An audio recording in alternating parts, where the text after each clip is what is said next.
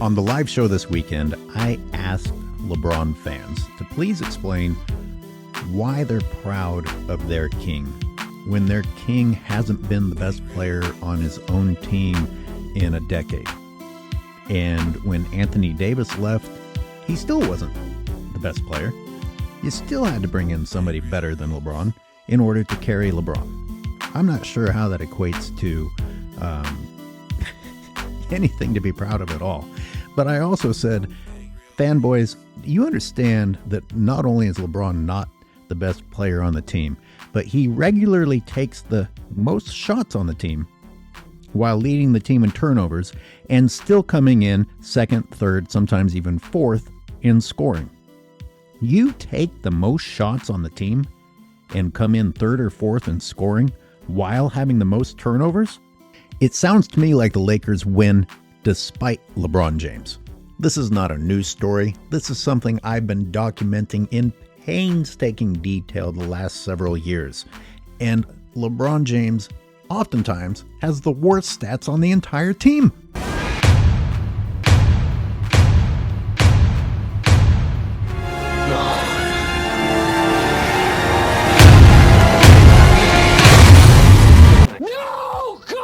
No, God, please, no! No! No! No!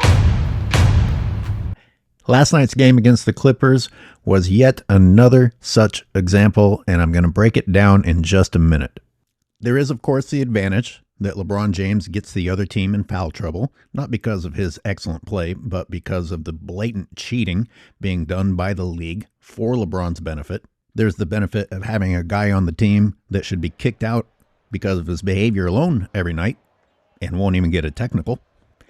Now, in this particular case, LeBron James came in third in scoring. Sometimes he comes in fourth in scoring. And if Austin Reeves had played, LeBron could have easily come in fourth. In fact, they don't need LeBron James at all. It is only the media hype that fools the weak-minded to believe that LeBron James is doing something great at his age. In fact, the person that he beat out, Dorian Finney-Smith, for that third place spot in order to not come in fourth this time, well, at least Dorian Finney-Smith got a plus 24, where LeBron James got a negative 5, and he only beat him by 6 points. LeBron James took 8 more shots than Dorian Finney-Smith in order to get 6 more points. LeBron James tied his teammate, Luka, for first in most shots attempted, and yet came in third in points. Dalton, who came in second, by the way, I'll keep saying this, the Lakers did not deserve that secret blessing of a draft pick. But in any case, Dalton Connect shot 70%. LeBron James shot 35%. You know what? We better look at the game footage in case I'm being unfair. We're about to look at LeBron's first 2 points of the night. Now you can already see the problem. Where's LeBron? LeBron's about to score? Is he in the game? Oh, right. LeBron's sitting at the other end. Everybody clap for Cherry Picker. Let's be clear. You are celebrating laziness, leaving your team high and dry, and then saying, oh, what a great move. Don't contribute. Don't help your team.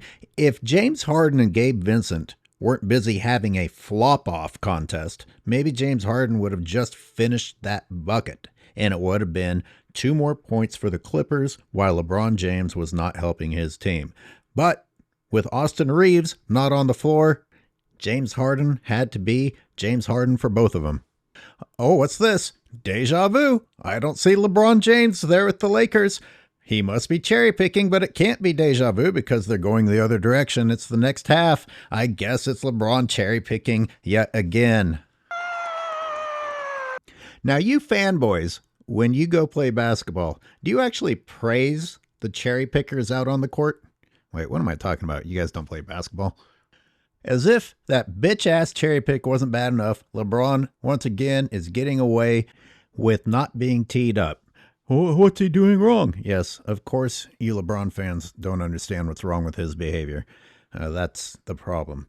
I thought about making you suffer through listening to the Lakers home announcers masturbate to this pass. And again, I ask you, do you guys, when someone throws a cherry pick, call the guy who threw the pass Luka?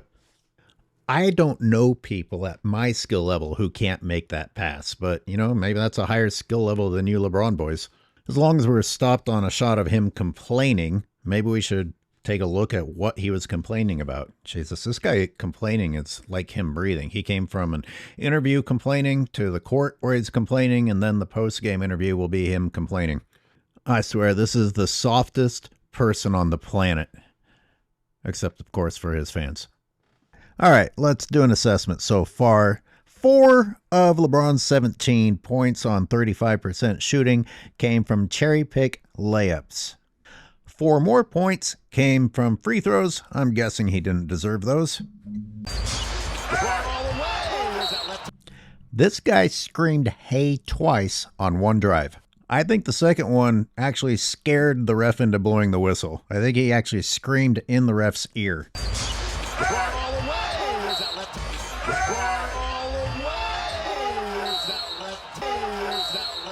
Look at that. No T. He's physically threatening a ref. And he's still going at the ref even after the ref blew the whistle. He got the call. Fanboys, take a look. That's a human piece of shit and you worship him. You see this right here? That failed science project, this expensive demonstration of narcissism, could have fed 5,000 underprivileged communities. If this bitch wasn't so busy screaming "hey," he could just finish that layup. You ready, fanboys? That's you, fanboys. And that's your king. Now remember, because he missed entirely, that's not an and one. It does not go in the books as a shot attempt.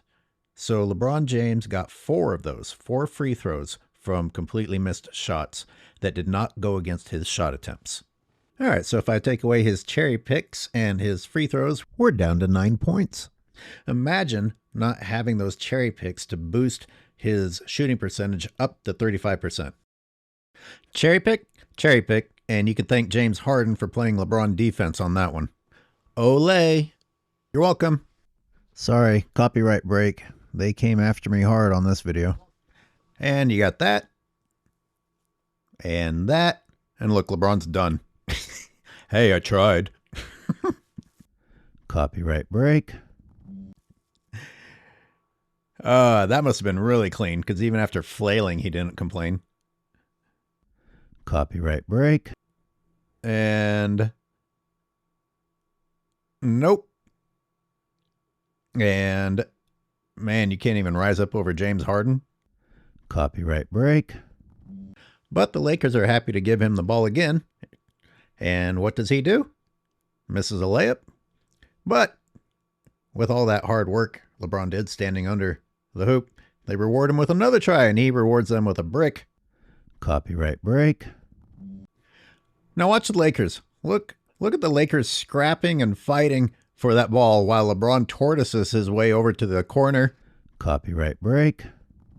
Luka, the new person here to carry LeBron James, shot 52.9%.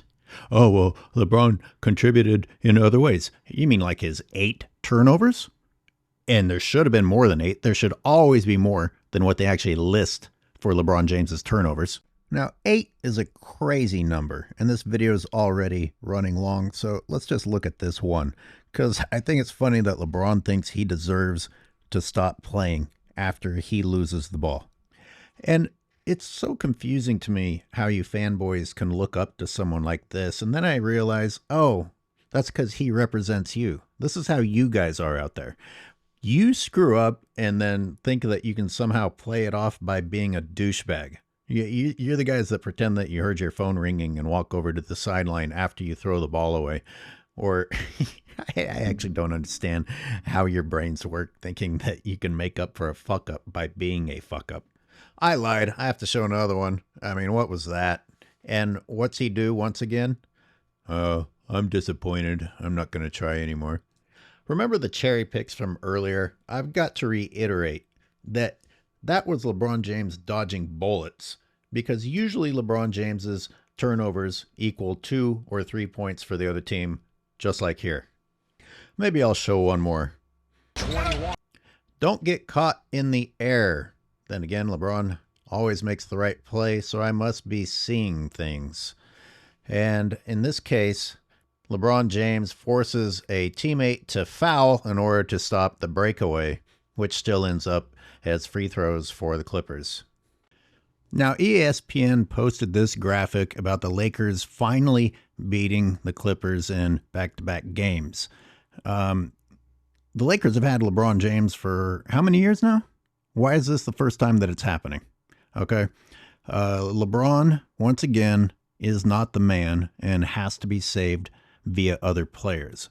But if you look at the game, and I know that you fanboys don't, you can't tell me that those Clippers don't look like ass. What's going on? Nobody wants to win?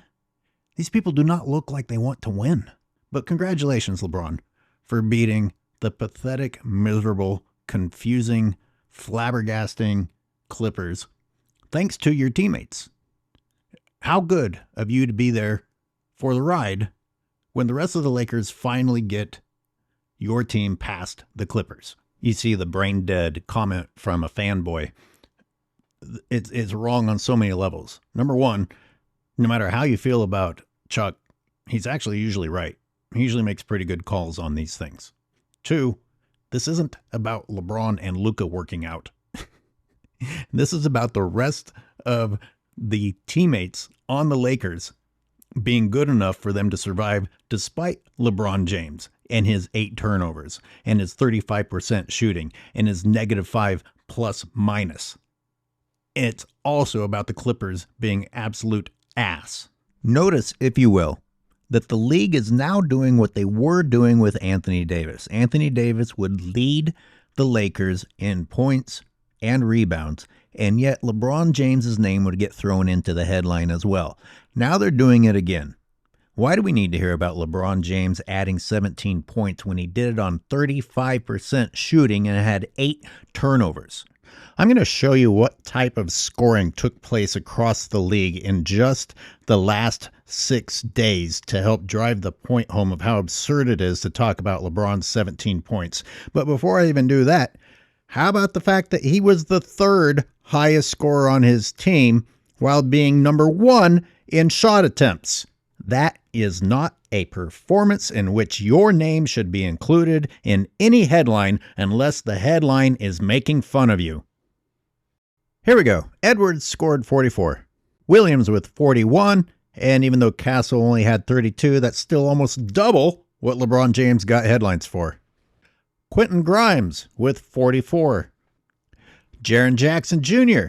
with 42. 2 players in one game breaking the 40-point threshold. Mitchell with 41, Tatum with 46. Siakam, only 36 points, and yet double what LeBron James got a headline for. Banchero with 41, and yet that pales next to Steph Curry's 56. Remember, people, this is the same week in which we're talking about LeBron James adding 17. Levine with 42. Tyler Hero with 40, and 2 guys 2 points short of 40 in Cade Cunningham and Trae Young in the same game. That's just looking back on this most recent week. Are you LeBron jock riders sure you're not riding the biggest bus rider ever? I'm just a hater. LeBron contributed in other ways, like the steal, which is actually a blatant foul whacking Zubac on the head. I wonder why Zubac didn't get that lob.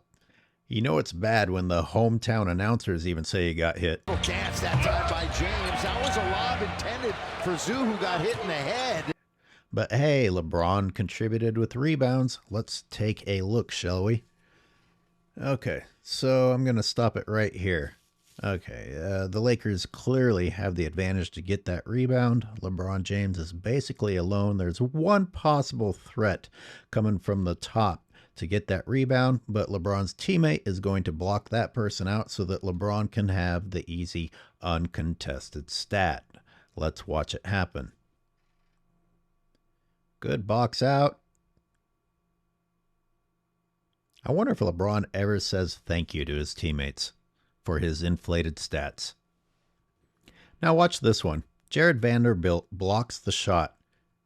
LeBron James is rewarded with a rebound. No. And watch, LeBron's watching all of this. He's not putting in the effort. And after his teammates block that shot, it bounces to LeBron James. But the person who blocked the shot is supposed to be given credit for the rebound. That is a complete bullshit stat. And I think this one speaks for itself. Jesus. Oh, I'm sorry. There's nothing wrong with this product. This is amazing. Competitive basketball. I'm a hater, and I'm the reason that the league is suffering. Now, as clever as LeBron's strategy to brick long rebounds out to himself, when the defense player taps it to you, I'm not sure you should be proud of that. And what's his final rebound here?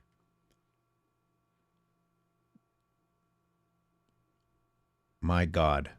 Brian Windhorst could have gotten this rebound. Every Laker is there. There you go, LeBron. Leap into the air for a rebound that you don't even have to lift your hands over your head for. Very convincing. And again, I did a video about this earlier this year. It's like a pack of rhinos surrounding their young. There is not a single Clipper anywhere near that. This is just absurd. Oh, what do you want him to do? Not get the rebound? I want it to look like a competitive game. That's what I want. What about his assists? Well, he only tied Luka in assists, and Luka beat him in the other categories. And this is what LeBron James's assists look like. Ladies and gentlemen, that is not a pass that leads directly to a shot. That is a player pump faking at one defender, dribbling, and then evading a second defender. Even this one, it did not lead directly to the other player scoring. He had to create his own shot with a pump fake. I'm sorry, but these do not comply with the definition of assists. But hey, LeBron had that block, and we need to look at that block. I'm going to freeze frame it here because this is maddening to me. Number one, how does he not see LeBron on his left? You can't pump fake? And because LeBron absolutely refuses to ever land in a non-ridiculous manner, he's on the ground and then he tries to injure Kawhi Leonard. How about if you're not on the ground 75% of the game and that won't happen? But what I'm actually upset about the most here is the other thing happening in this still frame. You had a 2-on-1. You could have passed it back and forth like a passing drill. You could have been there for your teammate to lob it up to. But is that Bogdanovich? Bogdanovich heads to the three-point line. Oh, kick it out for the three. It's a fucking fast break. Fucking do 2-on-1 and finish it with a power dunk. So what ends up happening because of this new modern stupid ass go to the three-point line NBA? This dipshit gets blocked. Look where Bogdanovich is at the beginning of that fast break. He's right next to the guy leading the fast break, and he pulls up. Jesus. That is terrible basketball. Look at right here. If Bogdanovich is running the floor with him, then this guy has the opportunity to dish it off, maybe throw it behind his back, and let Bogdanovich finish. I mean, this is one of the first things we learned, or at least that I learned growing up. These passing drills running the fast break. Now they go to the three-point line. It's a different game, and it's not better. Well, that was a deep dive into bus rider James getting to take headlines from teammates who actually had better games than him. And, of course, not letting Luka have the headlines alone. In the next episode, we'll take a deeper dive looking at some of LeBron's current teammates and find out just how terrible the garbage LeBron is carrying this time is.